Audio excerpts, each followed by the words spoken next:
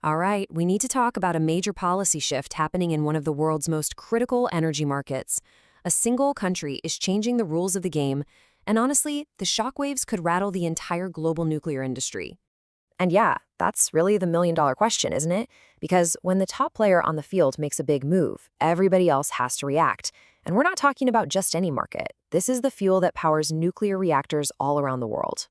To really get why this matters, just let this number sink in. First, not second, not in the top three, first place. Kazakhstan is the undisputed champion of uranium production. So a policy change there, that's not a local story, that's a global one. So what exactly is going on? Well, to put it simply, it's a massive U-turn. The country is making a hard pivot away from the open market policies that brought in a flood of international investment, and they're heading right back towards a model of tight state control. You know, it wasn't always like this. In fact, just a few years ago, back in 2018, Kazakhstan rolled out a new subsoil law. And the promise was simple, but it was powerful: equal and open access for everybody. It was like they hung up a giant sign for the world to see, saying, "We are open for business." Well, it looks like that party's over. New amendments are coming in that are pretty much taking a sledgehammer to that open framework. The whole idea of equal access is getting tossed out the window, replaced by preferential treatment and a much, much heavier government hand. So, let's get into the nitty-gritty. What do these new rules actually say? To really understand the impact, you gotta look at the fine print. And wow, when you put them side by side, the change is just stark. We went from a system of open, transparent auctions that brought in money from all over the world to a new reality where these priority rights are back in play. This basically gives state-owned companies first dibs and even requires the president's approval for certain things.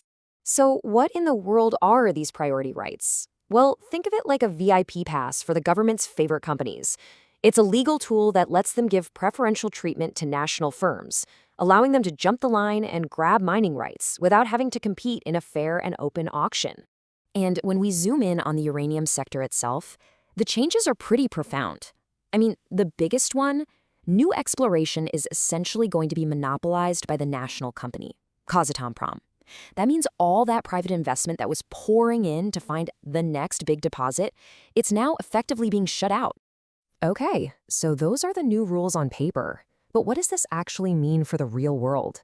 This is where we start to see the dominoes fall, creating a ripple effect that goes way beyond Kazakhstan's borders and directly impacts the world's energy supply. Analysts are pointing to a whole cascade of negative impacts. First, you'll see less exploration from private companies. That naturally means we'll find new uranium deposits much more slowly. Then what happens? Investors take their money and go somewhere else, to countries with more predictable rules. And here's a final kicker people often miss. Uranium is often found with other valuable minerals, like copper. So this move could accidentally choke off their discovery too. And this really gets to the great irony of the whole situation. This move is designed to make the national company stronger, but it could completely backfire. By scaring away the very exploration that's needed for future production, these rules might end up hurting Kazakhstan in the long run. And here's the crucial part to understand. Mining is not like flipping a light switch. It has incredibly long timelines.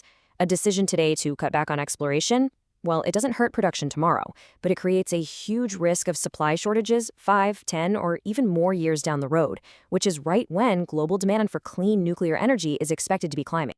So let's try to put ourselves in an investor's shoes for a minute.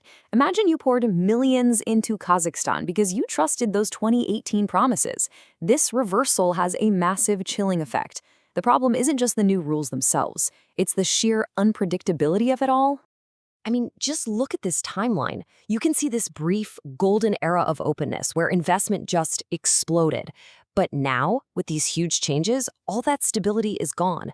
If you're planning an investment that takes a decade or more to pay off, this kind of rapid policy reversal is a gigantic red flag. One industry representative came up with the perfect phrase for this. They called it a silent monopolization. And I think that really hits the nail on the head.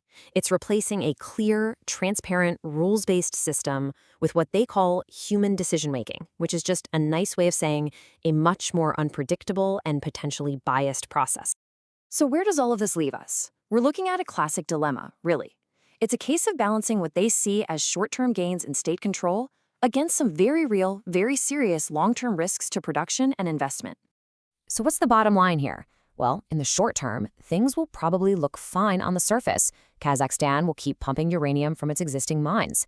But looking ahead to the medium and long term, the risk of supply shortages becomes very real.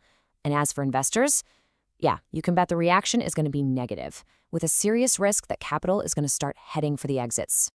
At the end of the day, this is the trade-off that Kazakhstan is making. They're choosing to prioritize state control over the model of private investment and efficiency that, frankly, brought a whole new wave of success and discovery to their mining sector just a handful of years ago. And that leaves us with one final and absolutely critical question. For the country that holds the crown in such a vital global industry, is this high-stakes bet on state control a genius move to consolidate power? Or is Kazakhstan accidentally risking its position as the king of uranium?